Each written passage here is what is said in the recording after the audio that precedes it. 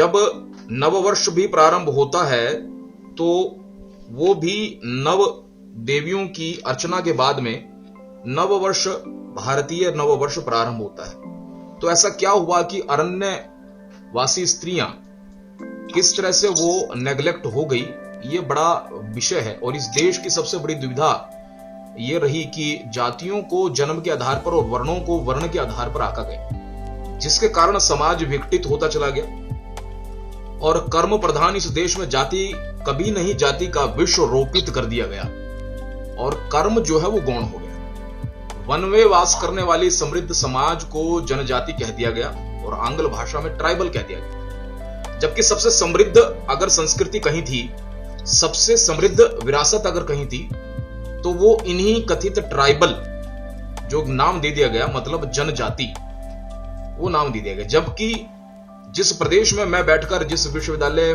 जिस भूमि पर बैठकर मैं बात कर रहा हूं, इस आभासी पटल पर, मैं आपको बता दूं वो हरियाणा है। और हरियाणा का मतलब है हरि अरण्य, मतलब हरि का वन, मतलब ऐसा वन, ऐसा जंगल जो हरि का है, हरियाणा। और हरि अरण्य, कई ऐसे शब्द हैं जिसमें वनवासी, अरण्यवासी, ऐसे शब्द हमारे समक्ष होते हैं। और इन महिलाओं ने जहां युद्ध लड़े, वहीं भारतीय संस्कृति, परंपरा, रीति नीति, रिवाज, नैतिकता, संस्कार, सभ्यता, इतिहास और संस्कृति और विरासत को, मूल्यों को स्थापित करने का बहुत बड़ा कार्य किया। मैं बता दूं आपको, भारतीय विरासत आज भी किसी शहर नहीं बल्कि वन में रहने वाले इन अरण्यवासी पुष्पित और पल्लवित करते हैं। आज भी वो इस पूरी संस्कृति को, इस भारतीय संस्कृति और विरासत को अपने अंदर समाये हुए हैं। ऐसे साक्ष्य हमें मिलते हैं।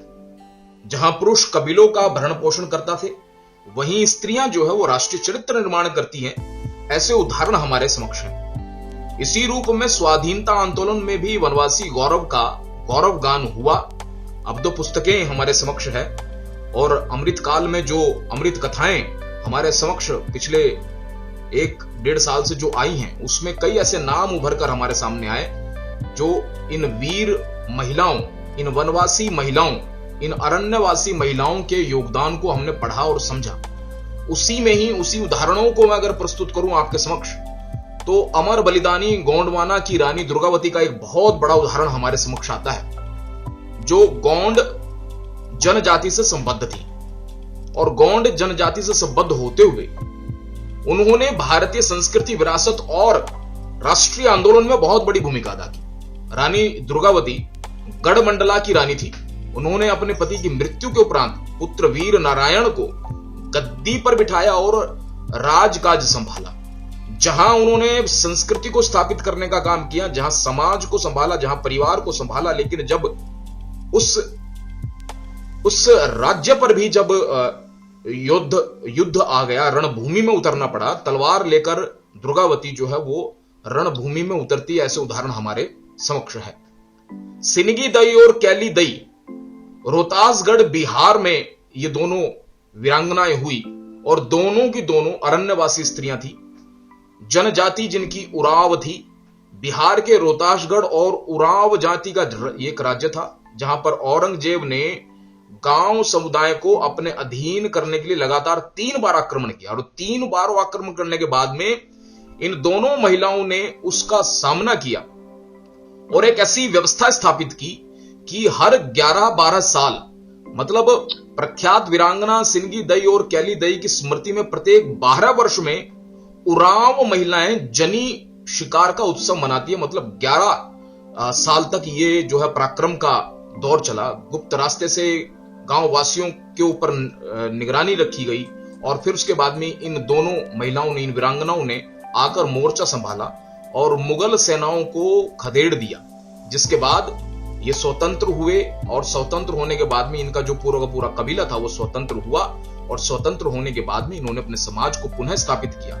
12 साल इस पूरी जद्दोजहद में लगे, इसलिए हर 12 साल के बाद में जनी शिकार का उत्सव मनाया जाता है, जिसमें ये महिलाएं युद्ध लड़ती हैं। मतलब एक रण कौशल के लिए अरण्य में जाकर, जंगल में जाकर शिकार भी करती हैं। ऐसी कहानियां, ऐसे किस्से जो है वो हमारे सामने आते हैं और शोध भी इन पर हो चुका है।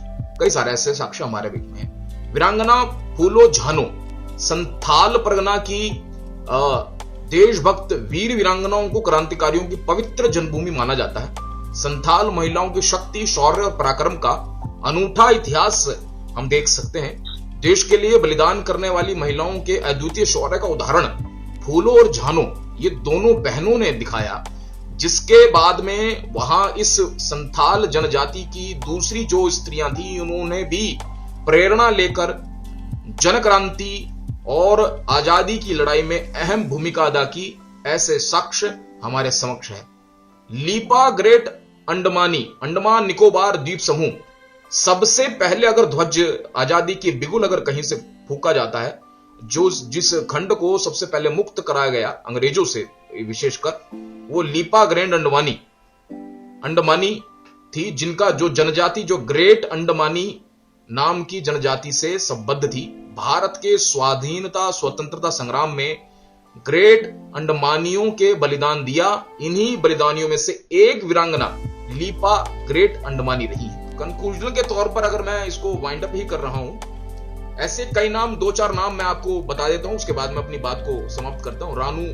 रानी रोपुड़ लियानी जो मिजो जनजाति की थी, वीरांगना नागा रानी बाई दिल्यू, ये रांगमई जनजाति से थी।